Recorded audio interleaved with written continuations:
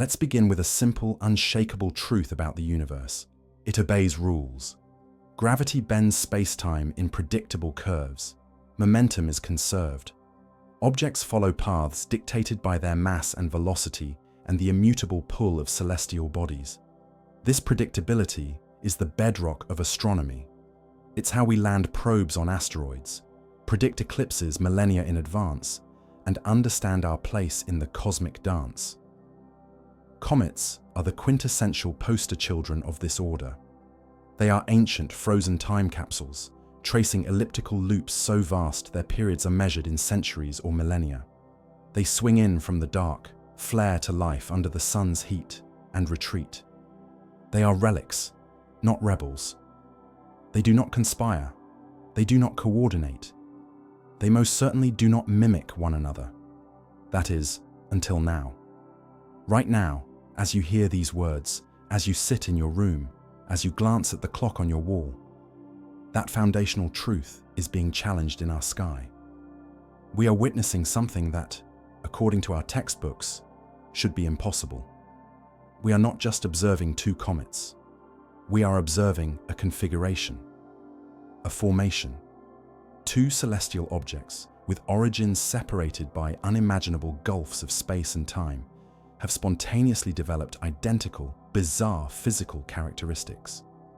And they have done so while positioning themselves on geometrically opposite sides of our planet, along the flat plane of the solar system. They are holding Earth in a perfect, silent pincer movement. So, let's pause for a moment. Look away from this screen.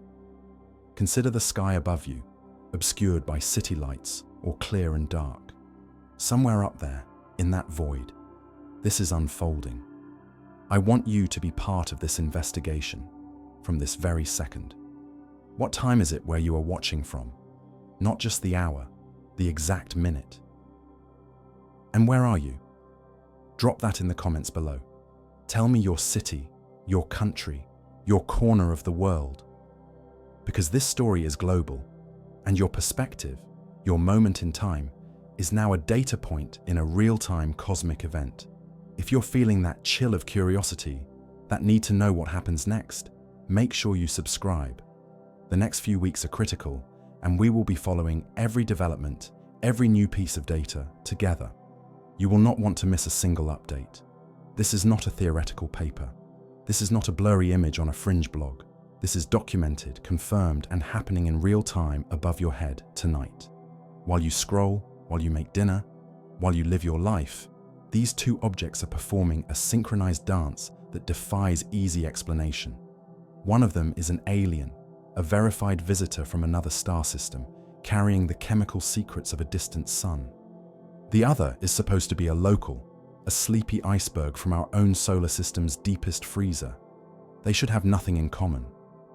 Their paths through the cosmos should be as different as the history of two unrelated species on opposite sides of the planet. Yet, when we point our telescopes, we see twins, the same anomalous tail structures, bending toward the sun instead of away, the same peculiar jets of plasma, firing in rhythm with their rotation, the same defiance of the standard cometry playbook, and they are doing this while flanking us. This simultaneous occurrence of mimicry and positioning is the hook.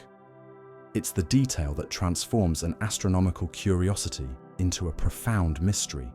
Orbital mechanics can produce patterns, yes, alignments happen, but a coordinated arrival of two unrelated objects exhibiting identical anomalous features, that moves beyond simple mechanics. It whispers of something else. A convergence so statistically improbable, it feels intentional, or at the very least, points to a gap in our understanding of cosmic physics. First, meet 3I Atlas. Discovered on July 1st, 2025, by the Asteroid Terrestrial Impact Last Alert System, ATLAS, in Hawaii. It was almost immediately clear this was no ordinary comet. The initial trajectory calculations caused a quiet but seismic shift in observatories around the globe. The numbers didn't lie. Its orbit was hyperbolic, its eccentricity greater than 1. This is the mathematical signature of an object not bound to our solar system. It is an interstellar interloper, only the third confirmed in history, after Oumuamua and Borisov. It arrived from the direction of the constellation Lyra, carrying a velocity that proved it was a free traveler of the galactic void, falling toward our sun for a single slingshot visit before being ejected back into the endless dark. Its perihelion, its closest approach to the sun, is scheduled for October 30th, 2025. It is a one-time only visitor, a messenger from a place we will never see. Then, there is C2025R2 SWAN. Discovered just months later, on September 11th, 2025, by the Solar Wind Anisotropies SWAN instrument on the SOHO spacecraft. It initially fit the profile of an utterly unremarkable long-period comet. Its orbit suggested a native of the Oort cloud, the vast, spherical shell of icy remnants at the very edge of the sun's influence. It was catalogued, its path calculated, and astronomers expected it to behave like thousands of comets before it. A slow brightening, a predictable development of a gas coma and dust tail, a graceful arc around the sun. For a few weeks, it did just that. It was a footnote. Then, it changed. SWAN's brightness didn't just increase, it exploded. It leapt across magnitude levels faster than any model predicted. This sudden surge made it a target. Telescopes, both professional and amateur, turned to look. And what they saw sent a ripple of confusion through the community. SWAN was developing a morphology, a shape and structure that was deeply unusual. It had features that comets like it, from where it was supposed to be from, simply shouldn't possess. And to anyone who had been studying the incoming interstellar visitor, those features looked hauntingly familiar. An extended diffuse coma with complex internal structure, a dust tail that exhibited kinks and angles that didn't align with simple solar radiation pressure, and faint, streak-like features that observers began tentatively calling jets. The kicker, the detail that elevates this from intriguing to deeply unsettling, is their positions relative to us. As of right now, 3I Atlas is approaching from one side of Earth's orbit along the ecliptic plane. SWAN is approaching from the exact opposite side. We are in the middle. From a God's eye view above the solar system, it looks precisely like two bookends, or two sentinels, taking up positions on opposite flanks. A pincer, a bracket. We are, for lack of a more diplomatic term, being flanked. The question is no longer just, why do they look alike? It is now, why do they look alike while strategically positioning themselves around us? This is where we start. Two objects, same strange appearance, opposite sides of our world. In the parts ahead, we will dig into the forensic details. We will examine the raw orbital data that proves their separate origins. We will dissect the images pixel by pixel to separate reality from processing artifact. We will dive into the spectroscopy that reveals their chemical souls. We will lay out every possible hypothesis, from the boringly mundane to the breathtakingly extraordinary, and define the tests that will prove or break them. We are going to solve this sky multilateration puzzle, because something is happening in our solar system right now that we do not fully understand. And the first step to understanding is to look up and to realize we are not alone in the silence. We are being watched. The only question is by what? Before we let speculation carry us away, we must anchor ourselves in the unassailable, mathematics. The language of the universe is written in numbers, specifically in the orbital elements that describe how any object moves through the gravitational tapestry of the solar system. These elements, eccentricity, semi-major axis, inclination, argument of perihelion, are like a DNA sequence for motion. They tell you where an object has been and where it is going with a precision that brooks no argument. So let's talk cold, hard, orbital mechanics. Let's build the empirical case for why the mimicry between 3I Atlas and Comet SWAN is so profoundly baffling. We begin with 3I Atlas. Its orbital DNA marks it as an unequivocal outsider. The most telling number is its eccentricity, E. For a perfectly circular orbit around the Sun, E0. For the elliptical orbits of planets and comets bound to our system, E is between 0 and 1. An eccentricity greater than 1 denotes a hyperbolic orbit, an open curve. The object is moving too fast to be captured by the Sun's gravity. It is merely passing through. 3I Atlas has an eccentricity of approximately 1.2. This single digit confirms its interstellar provenance. It arrived with a velocity at infinity, v, of several dozen kilometers per second, a speed imprinted by gravitational interactions in its native star system, or perhaps by a close encounter with another star long ago. This velocity is so high that as it falls into the Sun's gravity well, it will whip around our star, and its path will be bent, but not closed. It will leave with almost the same speed it arrived with, a cosmic stone skipped across our pond. Its trajectory is a one-way ticket. Astronomers have traced its incoming path backward. It came from the general direction of the constellation Lyra, but not from any star system close enough to be a plausible parent. It has likely been traveling through the interstellar medium for millions, if not hundreds of millions, of years. A lonely iceberg irradiated by galactic cosmic rays, its surface chemistry slowly transformed by the relentless bombardment of high-energy particles.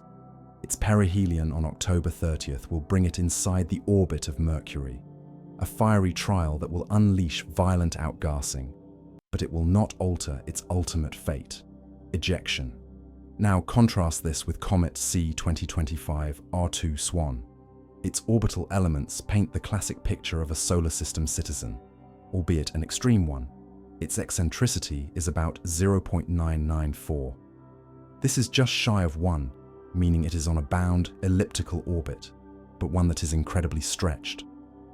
Its semi-major axis is enormous, implying an orbital period measured in many thousands of years. This is the signature of a long-period comet originating in the Oort cloud. Its journey is a grand, slow pendulum. It spends most of its existence in the deep freeze at the solar system's fringe, where the Sun is a barely bright star. Every few millennia, gravitational nudges from passing stars or the galactic tide perturb its orbit, sending it on a long fall inward. It swings through the inner solar system, reaches perihelion. For SWAN, this will be around 0.5 astronomical units from the Sun, about half Earth's distance, and then begins the long, slow climb back out to the darkness. This comet was born here, 4.6 billion years ago, from the same swirling protoplanetary disk that formed the planets. Its ices are primordial solar system material. Its chemical makeup should reflect that local heritage. Here is the critical disconnect. When you take these two sets of orbital elements and plug them into simulation software, like NASA's JPL Horizon system, you can rewind the clock. You can trace their paths backward in time for centuries, millennia, millions of years. When you do this for 3I Atlas and SWAN, their paths never converge. There is no point in the past where they occupied the same region of space, where they could have been part of a larger body that fractured. Their orbital planes are different. Their angular momentum vectors point in different directions. Their velocities relative to the Sun are from different families entirely. They are astronomical strangers. This is the bedrock of the mystery. The orbits scream independence. They are from different worlds, in the most literal sense. One is a transient tourist. The other is a perennial resident returning home. According to every principle of celestial mechanics and cosmochemistry, they should be as different as a piece of Arctic sea ice and a meteorite from Mars. Their appearances, their behaviors, their very nature should reflect their wildly divergent histories. Yet, the visual evidence insists otherwise. This creates the core tension, what I term the sky multilateration puzzle. In navigation, multilateration uses timing differences of signals from multiple known transmitters to pinpoint a receiver's location. Here, we have the inverse. We have two known transmitters, the comets, emitting similar signals, their morphology, from known but wildly separate locations. We are trying to triangulate the source of that similarity. Is the source a common physical process acting independently on both? Is it a shared external trigger? Or is the similarity itself an illusion, a trick of geometry and perception? The orbital data forces us to conclude that if the similarity is real, it cannot be due to a shared origin. The link, if it exists, is not in their past, it is in their present. Something is happening now that is causing two fundamentally different objects to converge in appearance. Our task is to figure out what that something is. But before we can diagnose the cause, we must be absolutely certain of the symptom. We must move from the clean mathematical world of orbits to the messy, complex, and often deceptive world of the images that started this all. We have to ask, what are we really seeing? A comet is not a simple thing. It is a dynamic, chaotic system, a tiny, irregular nucleus, a dirty iceberg, often just a few kilometers across, serves as the heart. As it approaches the sun, heat penetrates its surface, causing ices to sublimate, transforming directly from solid to gas. This gas, primarily water vapor, carbon dioxide, and carbon monoxide, erupts into the vacuum, dragging with it a fog of dust grains. This forms the coma, a cloud of gas and dust that can be larger than a planet. Radiation pressure from sunlight and the charged particles of the solar wind then sweep this material away, forming the iconic tails. A broad, curved dust tail of reflective particles and a narrow, straight ion tail of glowing gas. This is the textbook picture. Reality is infinitely more complex. The nucleus is not a smooth sphere. It's a lumpy, porous, spinning top. Outgassing is not uniform. It occurs in violent jets from active fissures or vents. As the nucleus rotates, these jets twist into spirals. Dust particles are not uniform. They range from micron-sized smoke to pebble-sized chunks, each responding differently to radiation pressure. The solar wind is not a constant breeze. It is a turbulent, magnetized stream with gusts and shocks. And we, the observers on Earth, see all this three-dimensional chaos projected onto a two-dimensional plane, the image on our detector. Changing our viewing angle by a few degrees can completely alter the apparent structure. This is the essential context for understanding the claims about 3I Atlas and SWAN. When we say they have sunward-facing tails or identical jet structures, we are making an interpretation of a two-dimensional projection of a four-dimensional phenomenon, 3 spatial dimensions plus time. We must be brutally honest about the gap between observation and reality. Let's dissect the imagery, starting with 3I Atlas. High-resolution images from professional observatories, like the Gemini North Telescope or data from the Hubble Space Telescope's successor, show a complex coma. There are indeed jet-like features, streaks of enhanced brightness emanating from the nuclear region. Some of these, when first measured in early processed images by amateurs, appeared to point back toward the general direction of the sun. This caused immediate excitement, as comet tails are supposed to point away from the sun.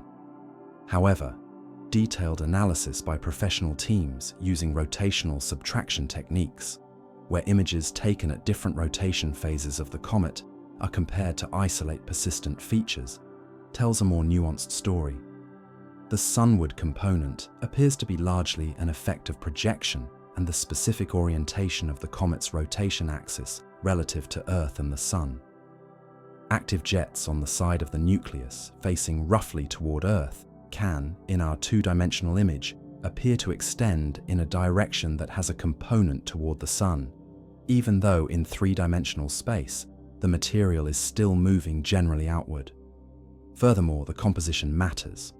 3I Atlas is carbon dioxide rich. CO2 sublimates at a lower temperature than water ice, meaning it can be actively outgassing and producing jets at greater distances from the Sun, creating a larger, more complex coma structure earlier in its approach. Now examine the early images of Comet SWAN.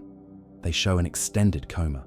They show fan-like structures, Some processed images, particularly those from amateur astronomers pushing contrast to extreme levels to reveal faint details, show streak-like features that some have hastily labeled as jets resembling atlases. But here lies the critical, unanswered question. Are we looking at the same physical phenomena? The problem is one of data quality and processing. The best images of 3I Atlas come from the world's most powerful telescopes, using calibrated filters and rigorous standardized processing pipelines designed to minimize artifacts. Much of the early imagery of SWAN, due to its newness and fainter initial magnitude, comes from skilled amateurs and survey telescopes. The processing is often aggressive: heavy stacking, sharp contrast, stretching, artistic color balancing to produce a visually striking result. This is fantastic for public engagement but perilous for scientific comparison. An artifact from oversharpening, a trail from a background star misaligned during stacking, or noise amplified by contrast, boosts can easily be mistaken for a real jet feature. Furthermore, projection effects are a minefield. SWAN is in a different part of its orbit, at a different distance from both Earth and the Sun, and likely has a different rotation axis orientation than 3I Atlas. It is entirely possible, in fact statistically likely, that the complex but natural outgassing of a typical water-dominated comet, when viewed from Earth's specific vantage point at this specific time, could project an image that superficially resembles the projected image of 3I Atlas's carbon dioxide-driven activity. Two different waterfalls, photographed from different angles, can look similar in a snapshot. That doesn't mean the waterfalls are connected. So, is the mimicry real? The honest answer is, we cannot yet say definitively. The anecdotal visual similarity is intriguing and forms the hook of the mystery.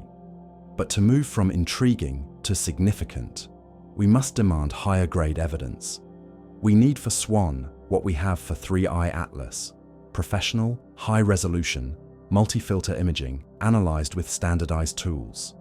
We need to see if the features persist when image processing biases are removed. We need to move beyond pretty pictures to something that cannot be faked, something that reveals the intrinsic nature of these objects. We need to listen to the light itself, broken into its constituent colors. We need spectroscopy. Because while images can deceive, chemistry does not lie. If imagery is the body of a comet, then spectroscopy is its soul. It is the forensic tool that breaks light apart, revealing the unique fingerprint of atoms and molecules. You can doctor a photograph, misinterpret a shape, or be fooled by a projection, but you cannot fake an emission line. The specific wavelengths at which a gas absorbs or emits light are universal constants, telling an unassailable truth about composition. This is why the spectroscopic data on 3I Atlas, once it began to roll in, caused such a profound stir within the scientific community. It confirmed the comet was alien, not just in its path, but in its very substance. The James Webb Space Telescope, with its unparalleled infrared sensitivity, turned its gaze toward 3I Atlas in the fall of 2025. What it found was a chemical profile that stood starkly apart from the library of solar system comets. The dominant volatile, the gas driving the comet's expansion, was not water, but carbon dioxide, CO2. For context, the comets we know, from Halley to Hale-Bopp, are water ice dominants. When they heat up, water vapor streams off, and we detect its signature through the hydroxyl, OH radical, it produces when broken apart by sunlight. 3I Atlas showed only a weak OH signature. Instead, the strong emission bands of CO2 and also carbon monoxide, CO, dominated the spectrum. This high CO2 to H2O ratio is unprecedented among well-studied comets. It's a direct clue to a different formation history. Furthermore, Webb detected a suite of complex organic molecules, carbon-bearing compounds more intricate than simple ices. This cocktail suggests 3I's Atlas formed in a protoplanetary disk that was either much colder or underwent different chemical processes than our own. The leading theory to explain this exotic chemistry is cosmic ray processing. An object drifting for eons in interstellar space is bombarded by galactic cosmic rays, high-energy protons and atomic nuclei accelerated by supernovae and other violent events. This relentless radiation can penetrate the outer layers of an icy body, breaking molecular bonds. Lighter elements like hydrogen are preferentially sputtered away, while more robust molecules like CO2 and complex organics remain or are synthesized in situ. Think of it as a cosmic sunburn, a radiation tan written into the chemistry of the comet's surface. When 3I Atlas finally felt the sun's warmth, it was this irradiated CO2-rich crust that sublimated first, giving us the strange spectrum we see. Deeper layers may hold more familiar water ice, but for now, we are witnessing the evaporation of its interstellar patina. Other observations add to the strangeness. Polarimetry, measuring how the comet's reflected light is polarized, revealed a deep negative polarization branch at small phase angles. This technical term indicates that the dust grains in its coma have unusual properties. Perhaps they are fluffier, more organic rich, or have a different surface texture than the dust from local comets. Even the comet's activity pattern is off. Ultraviolet detectors found signs of hydroxyl emission at distances beyond 3 astronomical units from the Sun, far enough out that water sublimation should be minimal.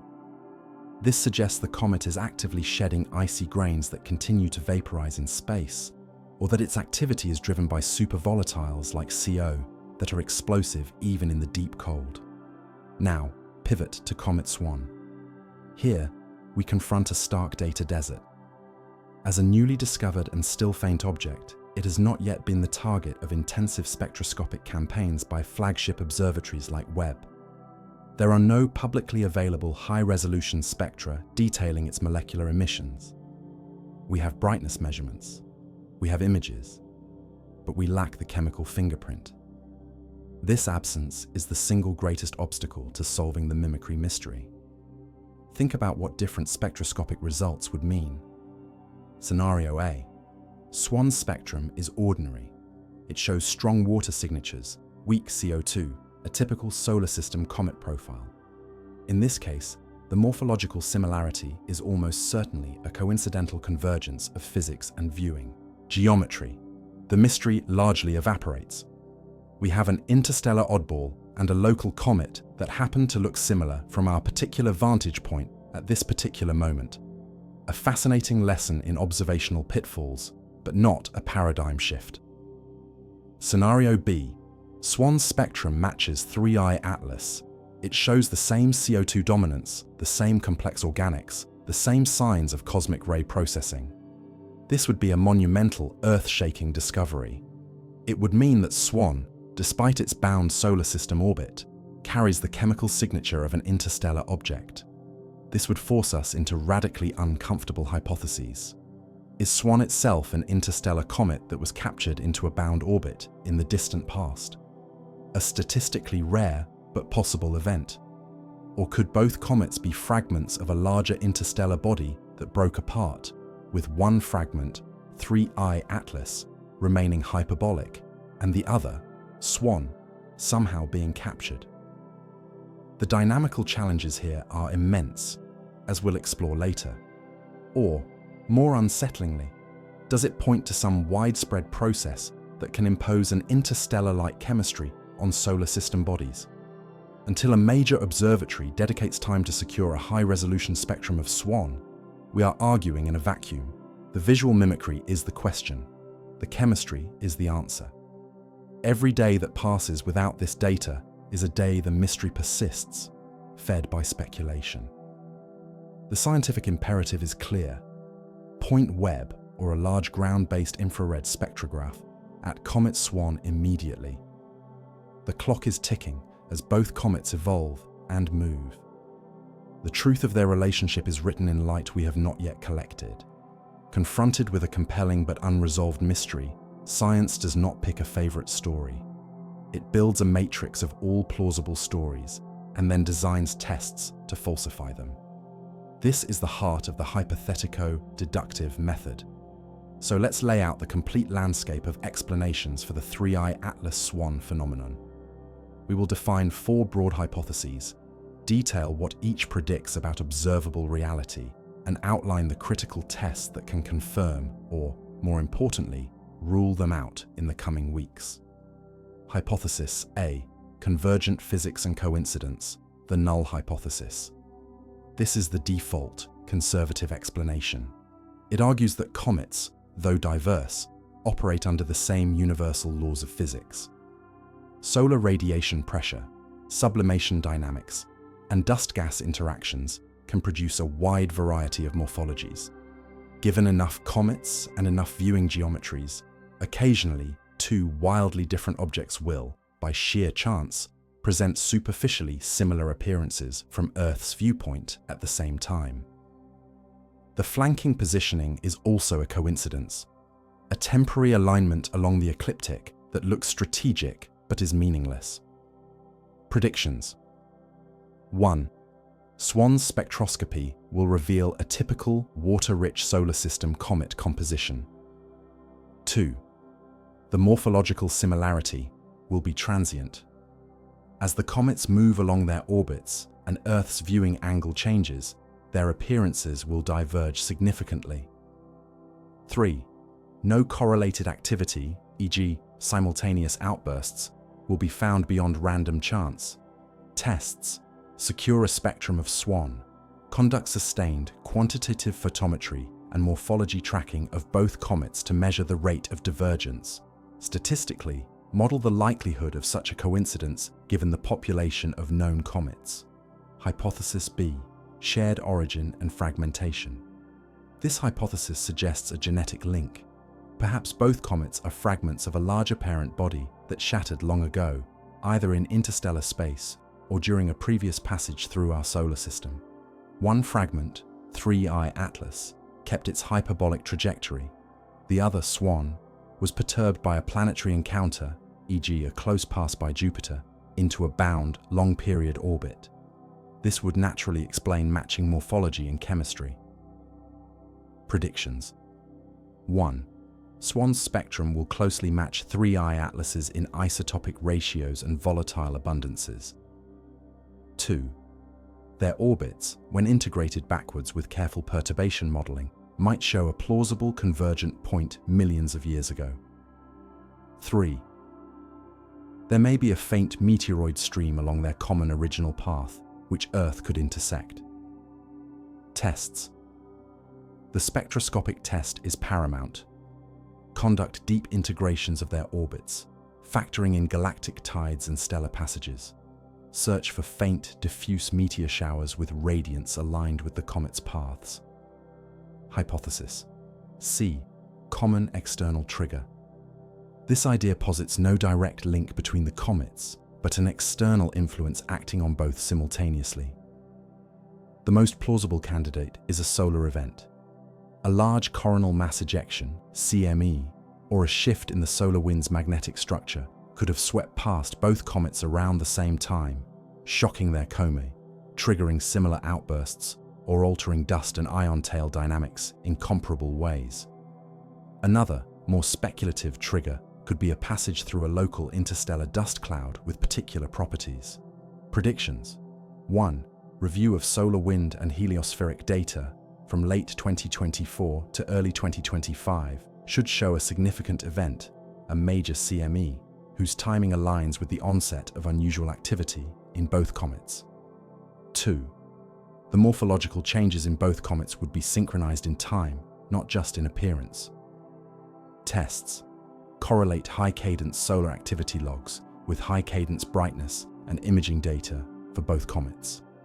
Look for a specific shock-front arrival time at each comet's heliocentric distance that precedes a change. Hypothesis. D. Observational and cognitive artifact. The most skeptical hypothesis. It argues the mimicry is not real, but constructed by human perception and data processing. Heavily processed amateur images, shared on social media, create an expectation. Confirmation bias then leads other observers to process their data to see the same features. The flanking narrative is compelling, so we give the geometric alignment more weight than it deserves. In this view, professional raw data analysis, would show two comets that look quite different. Predictions. 1. When raw, unprocessed data from professional observatories for SWAN is analyzed with standard pipelines, the resemblance to 3i Atlas will be minimal. 2. Different independent analysis teams will produce divergent descriptions of SWAN's morphology. Tests demand and analyze the raw observational data. Compare results from multiple independent professional teams. Use blind analysis techniques where processors don't know which comet they are looking at. The path forward is defined by these tests. The next 30-60 days are a laboratory. We need coordinated global observations targeting these specific predictions. The burden of proof lies heavily on hypotheses B and C to produce positive confirmatory evidence. Hypotheses A and D will stand if the tests come back negative. The worst approach is to cling to a favored narrative without subjecting it to these crucibles. The universe is waiting to answer. We just have to ask the right questions, with the right instruments, and the right intellectual honesty. To truly gauge the plausibility of a coincidental similarity, we must venture into the chaotic, non-linear heart of comet physics. A comet is not a passive ball of ice following a simple gravitational curve. It is an active, outgassing, spinning, fragmenting system, subject to a symphony of forces beyond gravity. Once you account for this complexity, the space of possible appearances expands enormously, and the odds of two different comets briefly looking alike increase. Let's break down the forces in play. The dominant non-gravitational force is jet thrust. As ices sublimate from specific spots on the rotating nucleus, the escaping gas acts like a tiny rocket engine. This force is asymmetric, unpredictable, and can subtly alter the comet's orbit, a parameter astronomers work hard to model. The rotation state, period, pole orientation is crucial. A jet on a slowly rotating body produces a steady stream. On a fast, wobbly rotator, it creates a spiraling pinwheel structure that changes hourly. Then comes radiation pressure. Sunlight photons carry momentum. When they strike dust particles in the coma, they push them. But this push is size dependent. Tiny, submicron dust gets a strong shove and speeds away, forming the classic curved dust tail. Larger, millimeter-sized grains barely feel it and lag behind, forming a broader diffuser cloud. So a single dust ejection event creates a fan of particles sorted by size, each on its own trajectory. The ionized gas component adds another layer. Molecules like CO+ and H2O+ are ripped apart by solar ultraviolet radiation, becoming charged. These ions are then grabbed by the solar wind, the magnetized plasma constantly flowing from the sun. The ion tail is essentially a windsock for the solar wind, pointing directly away from the sun, often glowing blue.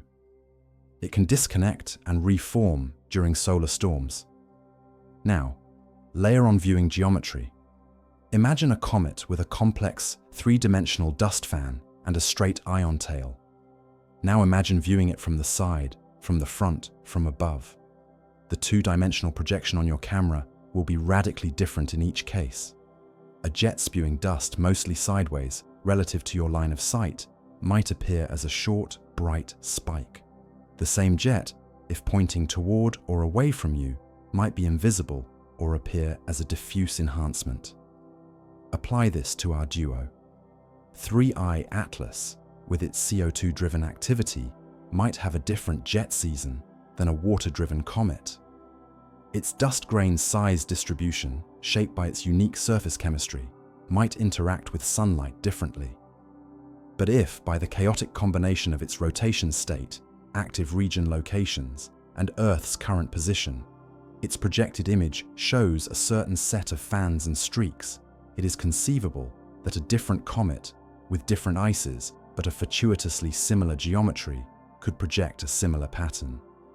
Consider the possibility of a shared external trigger, like a solar storm. A coronal mass ejection is a billion-ton cloud of magnetized plasma. If one passed through the inner solar system and its shockwave hit both 3i Atlas and SWAN within days of each other, it could have compressed their Comet, intensified their ion tails, or triggered similar outbursts of dust. This would create a synchronous change in morphology, making them appear to mimic each other, not just in form, but in time. It would be a common cause, not a common origin. The point is this: the phase space of comet appearances, all possible combinations of activity, rotation, dust properties, and viewing angles, is astronomically large. We have only sampled a tiny fraction of it. When we see two comets doing something we haven't seen before, our instinct is to declare it uniquely significant. But in a vast parameter space, even rare events will eventually occur. The coincidental alignment of their positions could be the same principle applied to orbital geometry. Given enough time and enough objects, someone, somewhere, will see two comets flanking their planet. This isn't to dismiss the mystery, but to calibrate our astonishment. The natural universe is capable of producing profound coincidences. Before we invoke extraordinary explanations, we must exhaust the creative potential of ordinary physics. The chaotic dance of dust, gas, and light might be painting a masterpiece of illusion. Our next task is to see if the illusion holds when we stop looking at the painting and start analyzing the paint itself and the hands that might be guiding both brushes. The idea of a shared origin is intuitively satisfying. It cuts the Gordian knot.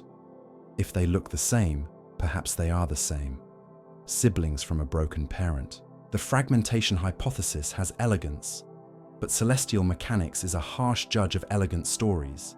To test this, we must ask, is it dynamically feasible for 3I Atlas and SWAN to be shards of the same object? Consider the energy chasm between them. 3I Atlas is on a hyperbolic orbit, E1. It has positive specific orbital energy. It is unbound, carrying enough kinetic energy to escape the solar system forever. SWAN is on a bound elliptical orbit, E0.994. It has negative specific orbital energy. It is a captive of the Sun. The difference in energy between these two states is vast, equivalent to a velocity change on the order of kilometers per second. Now, imagine a parent body fragmenting. Whether it's due to tidal stresses, rotational spin-up, or a collision, the relative velocities imparted to fragments are typically small, meters per second, perhaps tens of meters per second, in an extremely violent breakup. These speeds are nowhere near sufficient to boost a bound fragment onto a hyperbolic escape trajectory, or to break an escaping fragment into a bound orbit. Fragmentation explains the creation of comet families, like the Kreutz sun grazers, where all fragments share similar, bound orbits. It does not explain one fragment becoming an interstellar vagabond and another becoming a solar system prisoner. Could a gravitational assist from a planet perform this energy transfer? Could a fragment of a hyperbolic parent body pass close enough to Jupiter to lose energy and become captured? In theory, yes. This is the captured interstellar object scenario. It is, however, statistically very rare. It requires a precise geometry where the object enters the solar system on a path that takes it close to a giant planet at just the right angle to shed its excess velocity. Even if captured, the resulting orbit would likely be chaotic and unstable over long timescales. For SWAN to be a captured fragment of 3I Atlas's parent, we would have to postulate a breakup event before entering the inner solar system. Then, a perfectly timed Jupiter encounter for one piece. The other piece, 3I Atlas, would have to avoid any such encounter. The timing and choreography stretch credibility. Let's run the numbers backward.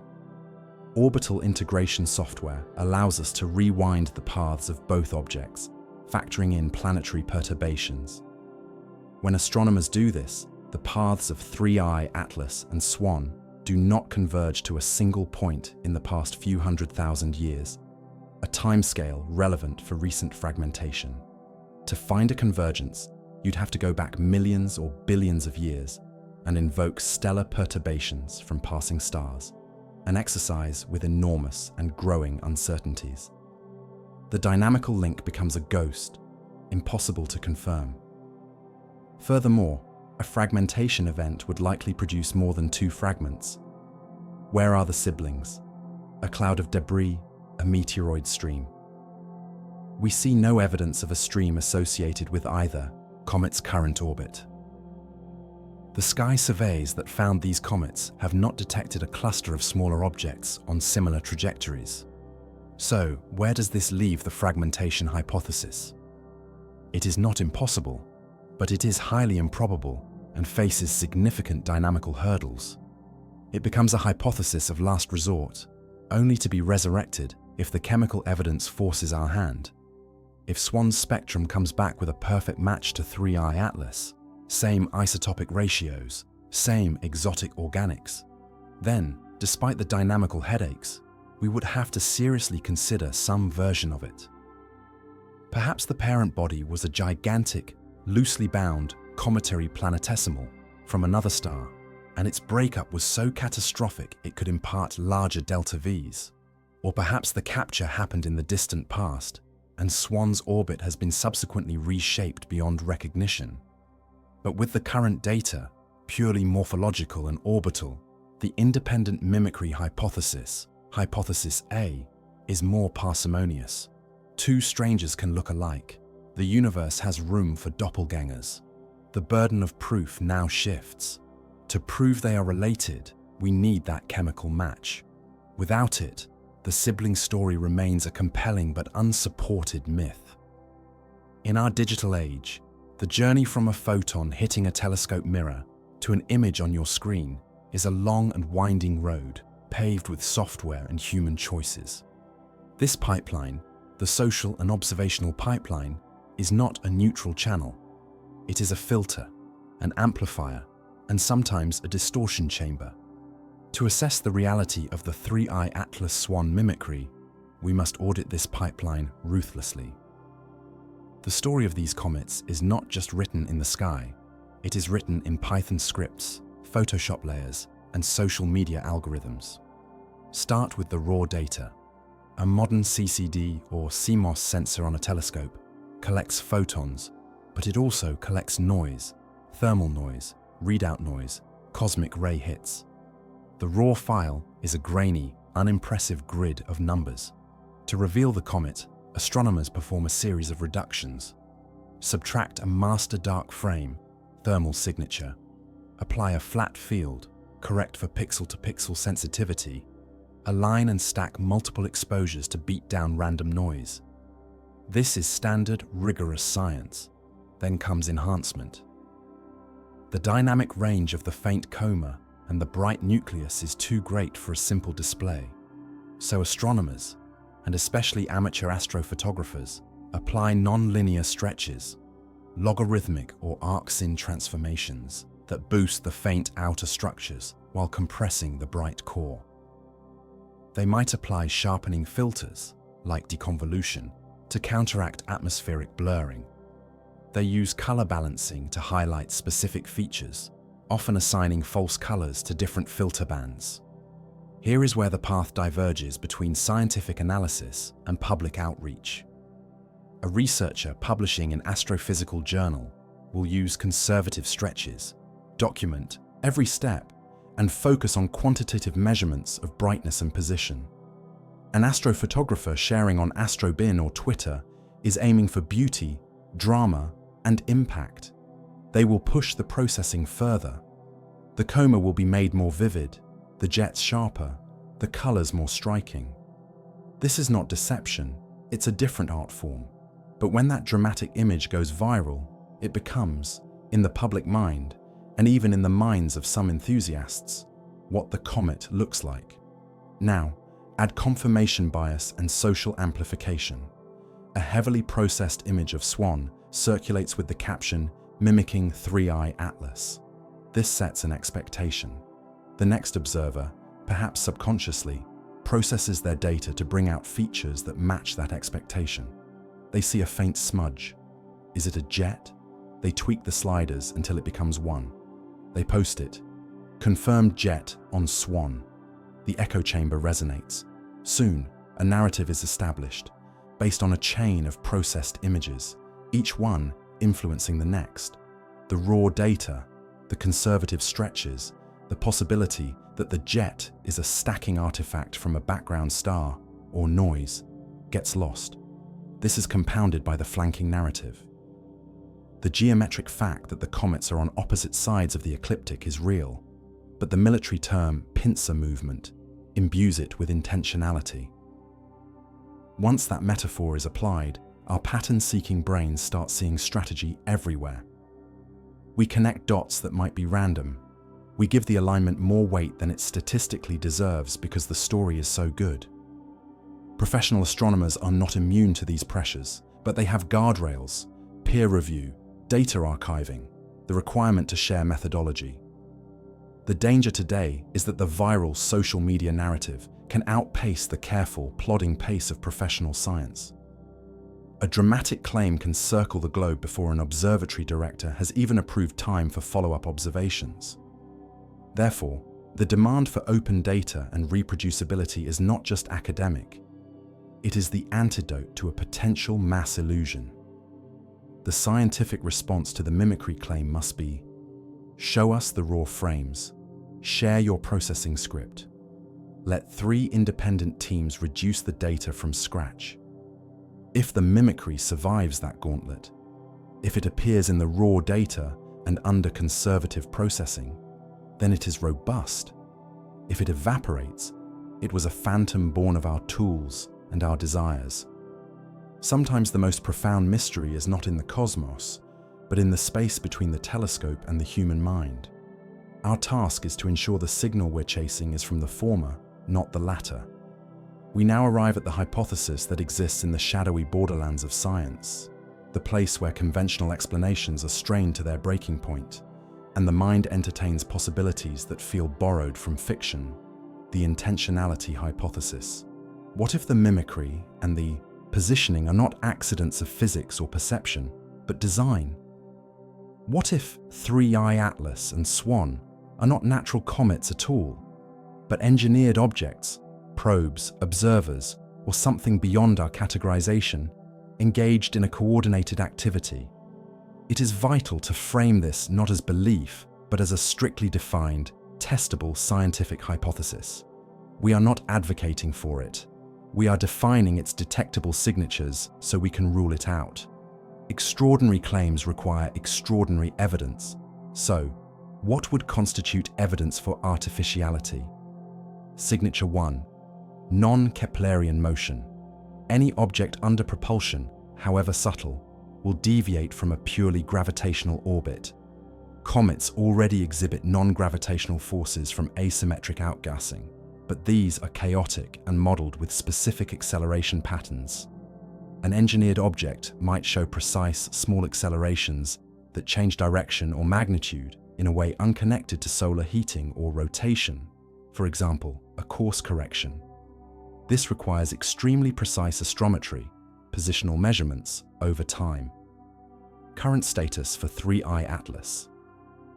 Its non-gravitational parameters are consistent with jet forces from sublimating ices, no anomalies.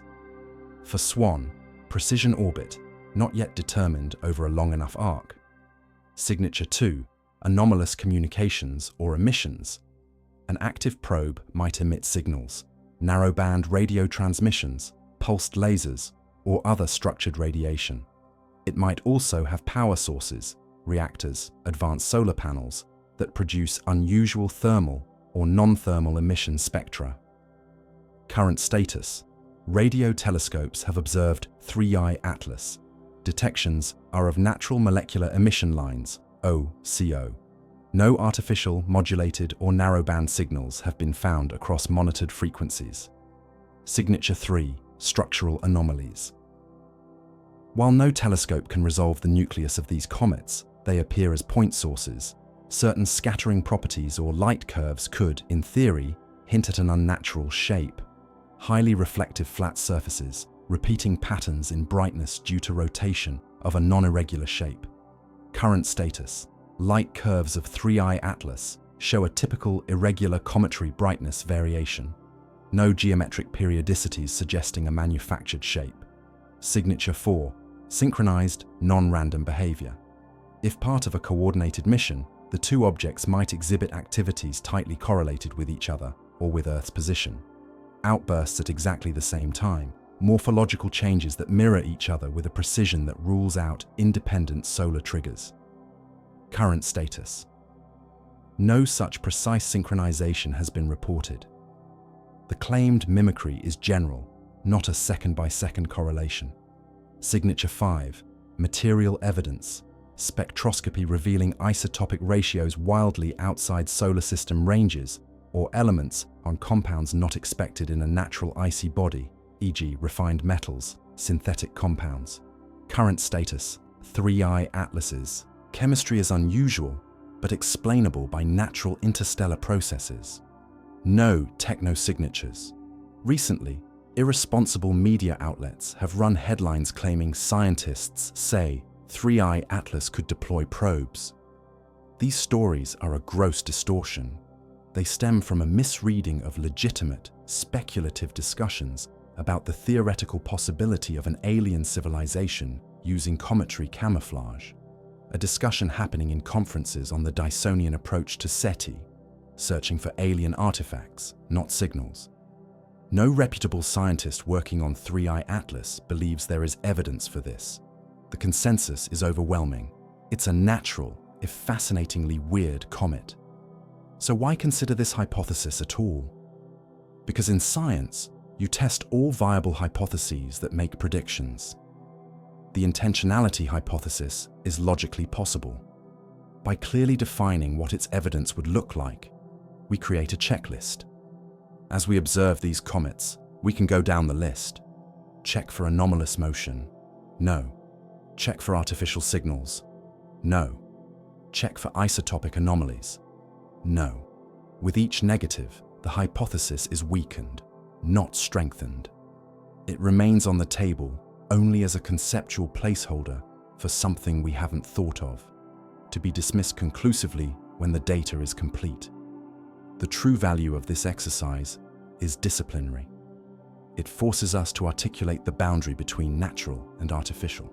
It reminds us that the discovery of the latter would not be ambiguous whispers in grainy images, but clear, multifaceted, and reproducible signals. Until such signals appear, and for 3I Atlas and SWAN, they have not. We must conclude we are watching nature in all its splendid and unexpected complexity. The universe is strange enough without inventing architects. The resolution of this mystery will not come from a single telescope or a lone genius. It will come from a chorus of observers, a global, coordinated effort spanning professionals in mountaintop observatories to amateurs in backyards. This is a golden opportunity for citizen science and collaborative observation on a massive scale. The targets are brightening, the clock is ticking, and everyone with optics can contribute.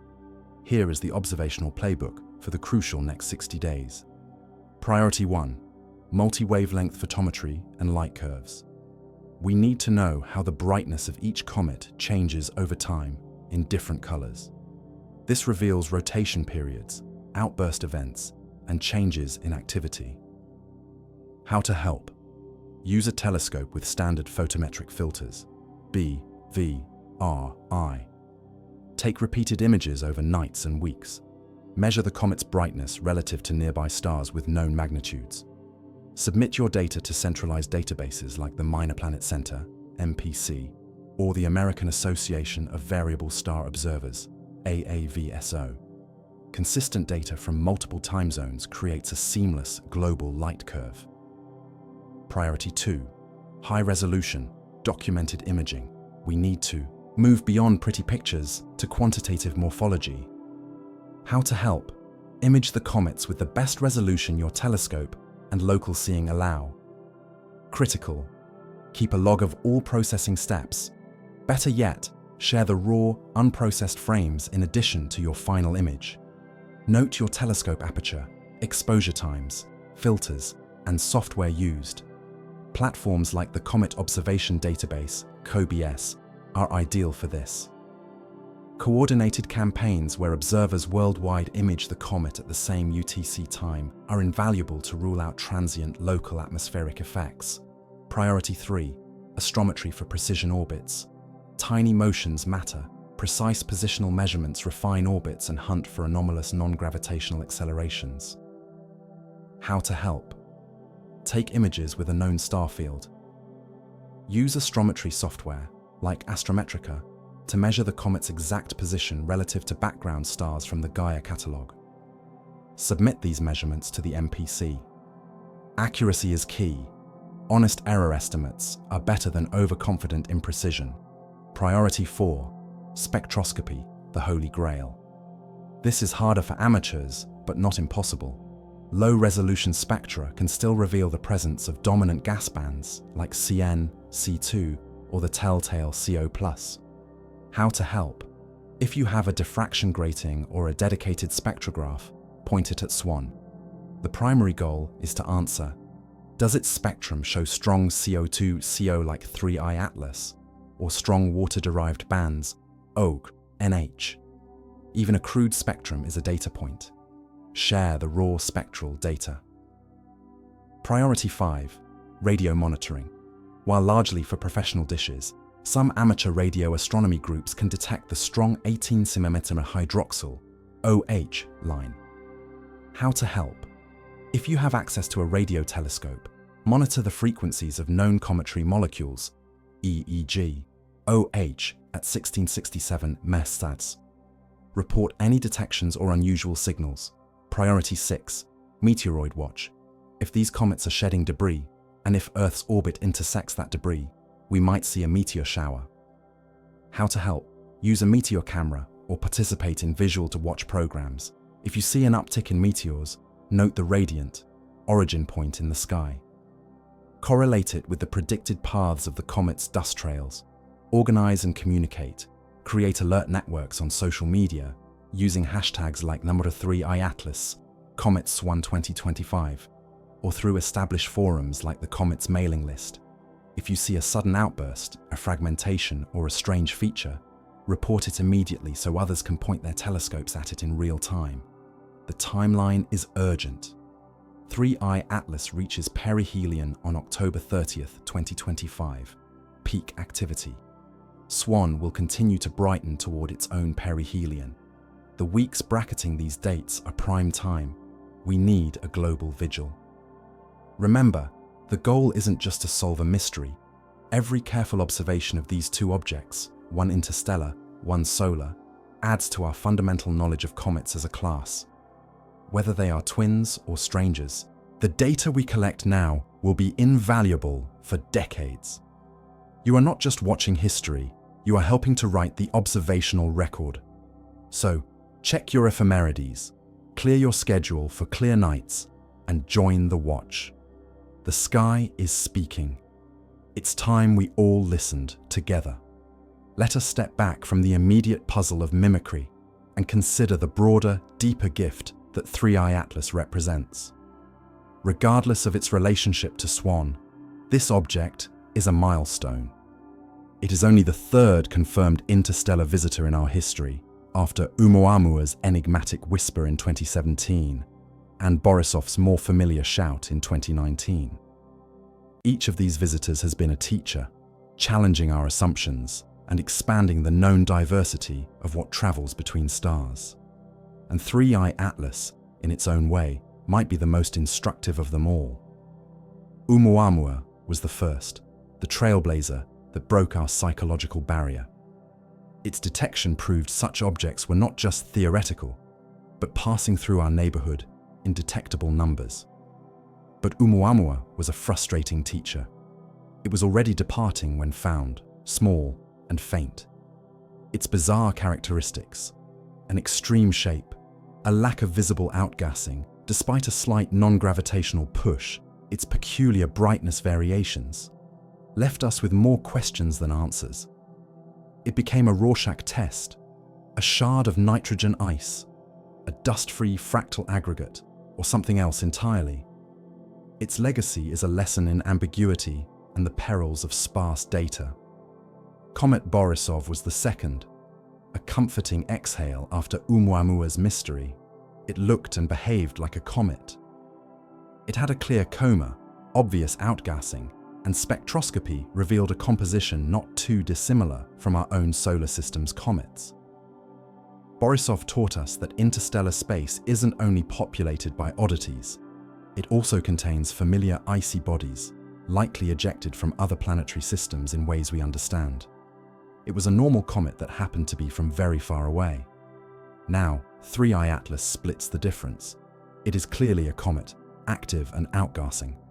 But its chemical soul, as revealed by Webb, is alien.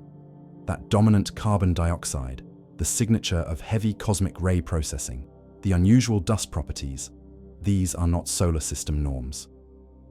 3I Atlas teaches us about the environment between the stars. Its very surface is a historical record of its epic journey. The cosmic rays that have bombarded it for millions of years have written a story into its chemistry, a story of long exposure to the harsh, unshielded galactic environment. This tells us it is an ancient traveler, not a recent ejection from a nearby young system. It has likely been wandering the dark for a time span that dwarfs human history, perhaps even the history of our species' entire evolutionary tree. This raises profound questions about provenance. Where did it originate? Was it flung out from the outer reaches of a protoplanetary disk around a young star during the chaotic planet-forming process? Was it a free-floating object from the start, forming in a dense interstellar cloud? The sheer number of stars in the Milky Way, coupled with the vast timescales involved, makes tracing its path back to a specific stellar cradle nearly impossible. It is a messenger from the galactic collective, not a single address. The diversity of these three visitors, Oumuamua's strangeness, Borisov's normalcy, Atlas's exotic chemistry, paints a thrilling picture. It suggests the galaxy is filled with a vast and varied population of icy planetesimals, each carrying the imprint of its own unique formation environment and subsequent history. The interstellar medium is not empty. It is a cosmic highway littered with these frozen travelers, the discarded building blocks or shattered remnants of countless other solar systems. This has staggering implications. Comets in our own system are thought to have delivered water and organic molecules to the early Earth, seeding the raw materials for life. If interstellar comets like 3I Atlas are common, and if they carry different suites of prebiotic chemicals, complex organics, forged in different stellar nurseries, then the concept of panspermia takes on a galactic scale. The ingredients for life, in many different chemical dialects, could be constantly raining down on young planets across the Milky Way, a cross-pollination of cosmic chemistry. Practically, 3I Atlas forces us to confront our ignorance of the population just beyond our door. For every one we detect, how many dozens or hundreds slip past, too faint or too distant for our current surveys? The upcoming Vera C. Rubin Observatory, with its enormous field of view and sensitivity, promises to find many more interstellar visitors, perhaps even several per year. When that flood begins, we will move from studying fascinating individual anomalies to understanding the statistics of an entire population. We will learn their size distribution, their compositional spread, their orbital properties. 3I Atlas is a preview of that future. It is a reminder that our solar system is not an isolated island. It is a dynamic port in a galactic sea where currents from other shores occasionally wash strange and wonderful flotsam onto our celestial beach.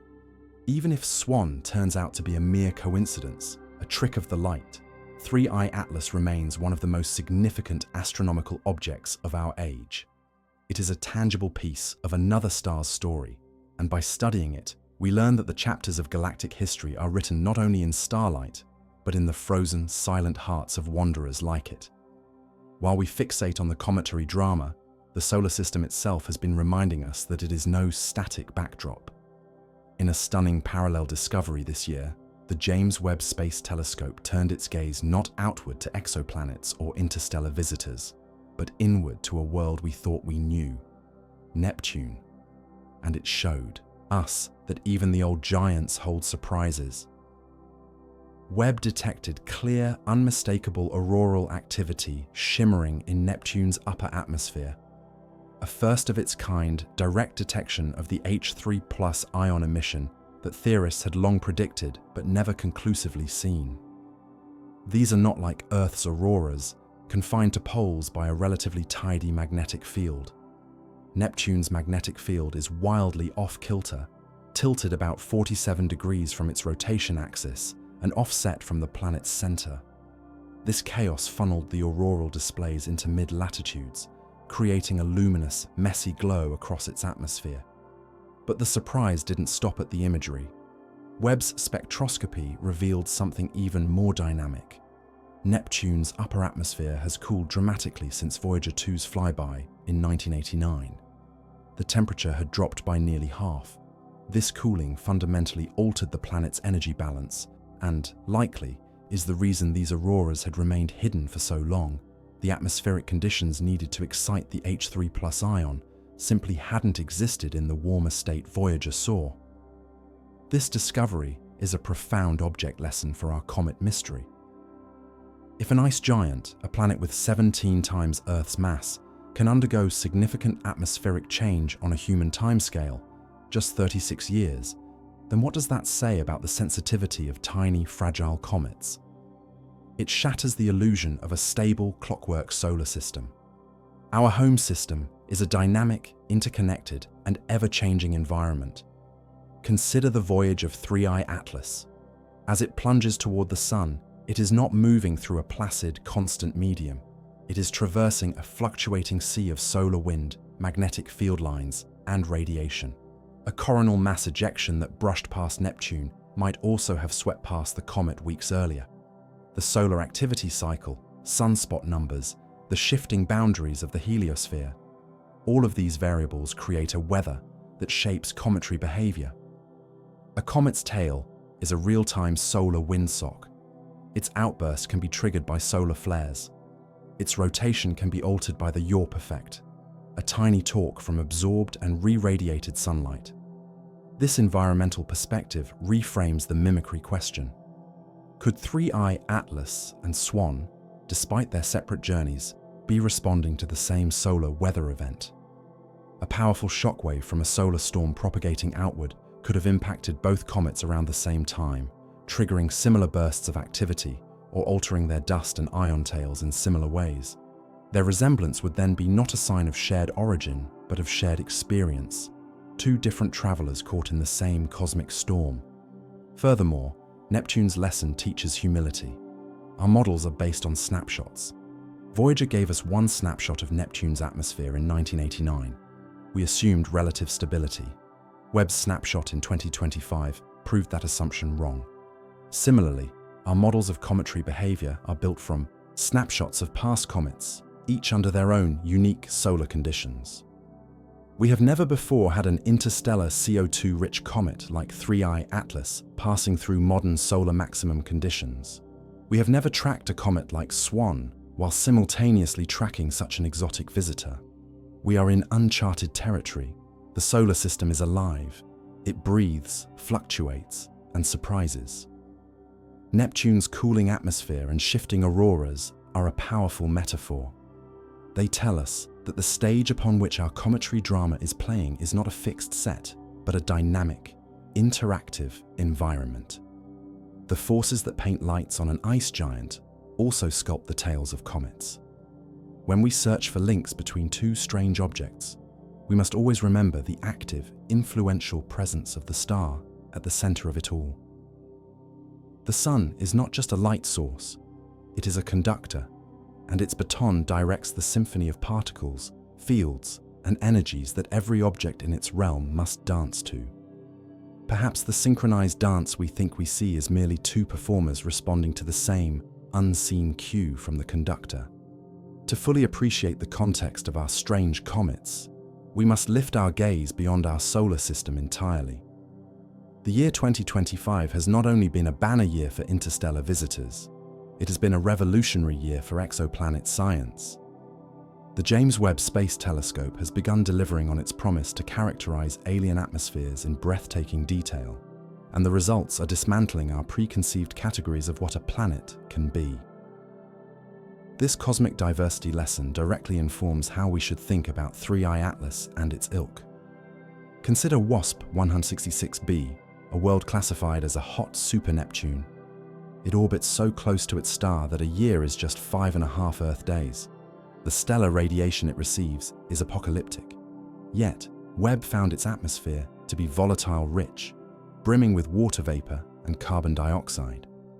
These are molecules we associate with habitability, but here they exist in a hellish pressure cooker, challenging every model of atmospheric retention and chemistry under extreme conditions. This planet is a laboratory for physics we cannot replicate, showing that familiar ingredients can persist in utterly unfamiliar regimes. Then there is Toei 270, a smaller, denser world. Models based on Webb's data suggest it may be a Hycean world, a rocky core shrouded by a deep global ocean, surmounted by a thick hydrogen-rich atmosphere. Or it could be a gas dwarf with a scorching, steamy atmosphere over a molten surface.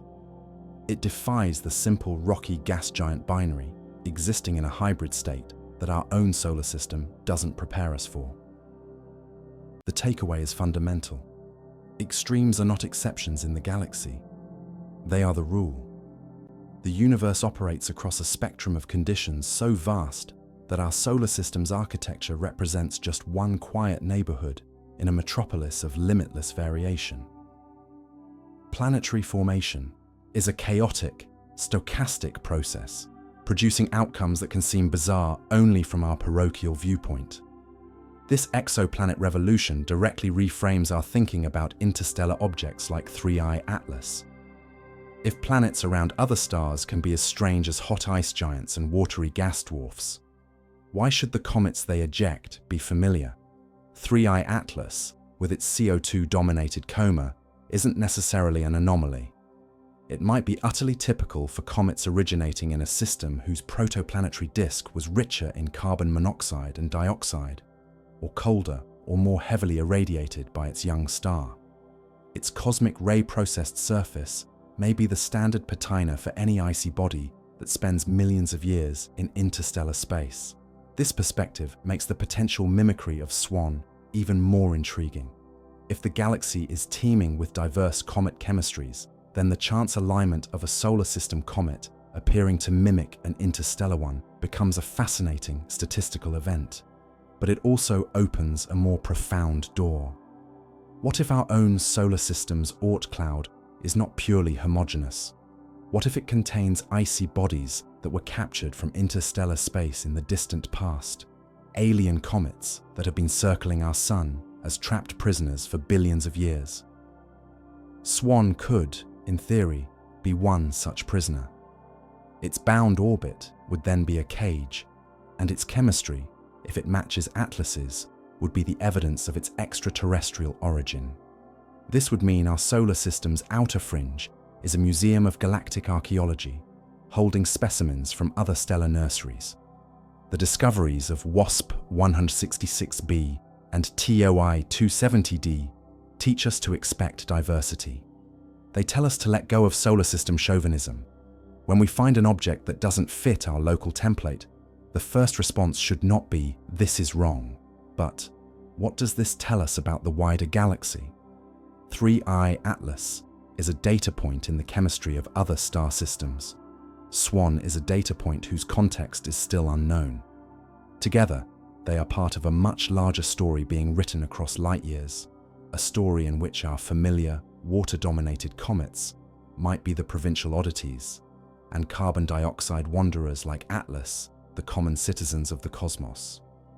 After this deep dive through data, hypotheses, and cosmic context, we must arrive at a point of disciplined humility. We must clearly demarcate what we know, what we don't know, and, critically, what we cannot know yet, and why that boundary matters. The allure of a neat solution is powerful, but the universe rarely delivers neatness on demand.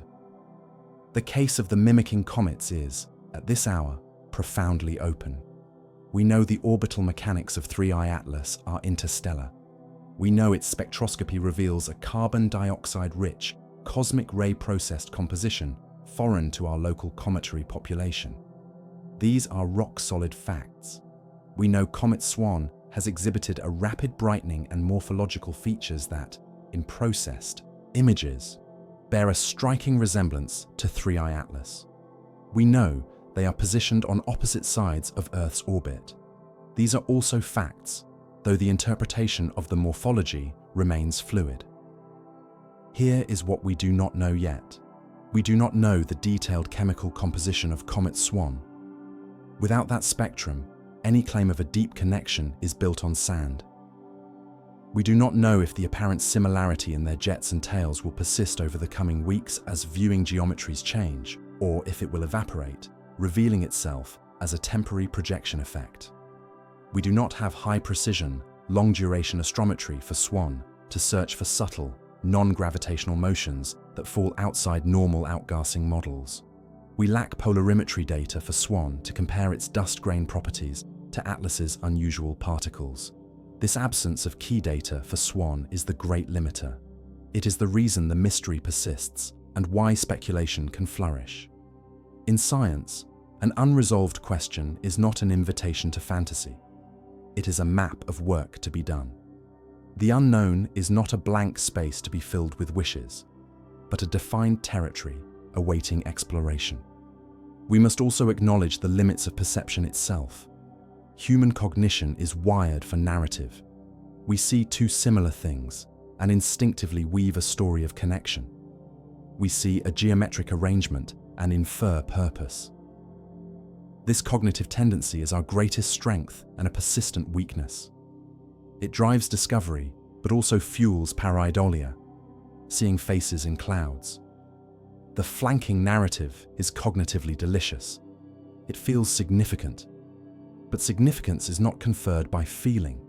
It is conferred by statistical rigor and repeated, unbiased observation. Furthermore, we operate under a powerful selection bias. The universe is mostly quiet and dark. The objects that grab our attention are the ones that flare, that change, that defy expectation. 3I Atlas and SWAN grabbed our attention precisely because they are outliers. But in focusing on the outliers, we risk distorting our sense of the normal. For every SWAN that seems to mimic an interstellar visitor, there are 100 comets that behave utterly predictably. Our sample is inherently skewed toward the strange. Therefore, the proper stance is one of provisional inference. Given the data in hand, certain explanations are more plausible than others. The convergent physics hypothesis, coincidence, is currently the most parsimonious. The fragmentation hypothesis is dynamically troubled, but awaits the chemical test.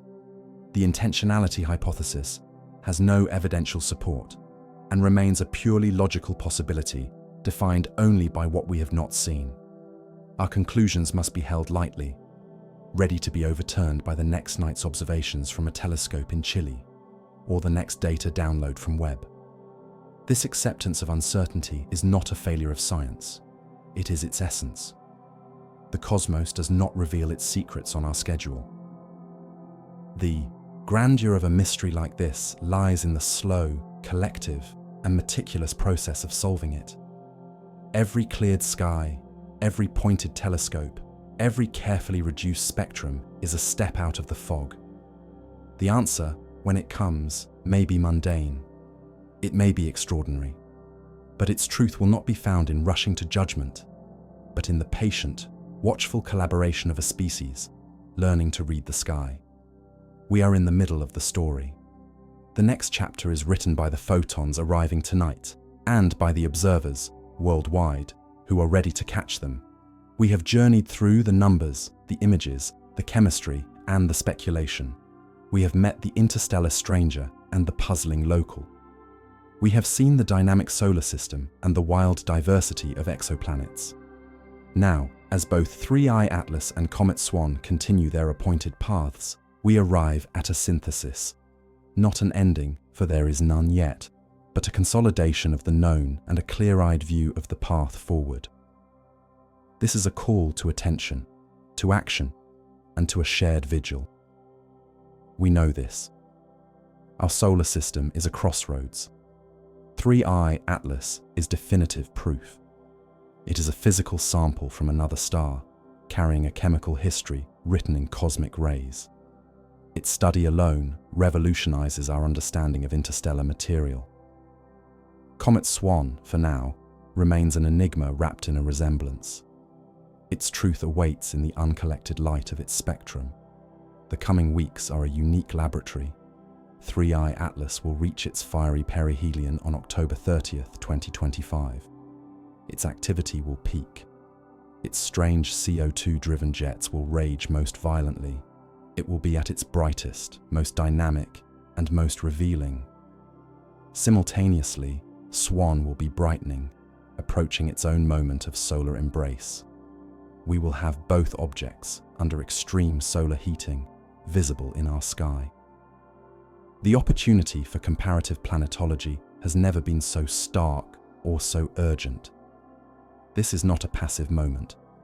The global community of observers, professional networks, university departments, and the vast, skilled army of amateur astronomers holds the key. The coordinated campaign outlined earlier is not a suggestion, it is a necessity. We need the light curves from every time zone. We need the astrometric measurements from every continent to refine those orbits to razor precision. We need the vigilant eyes watching for sudden outbursts, for fragmentation events, for any sign of correlated behavior.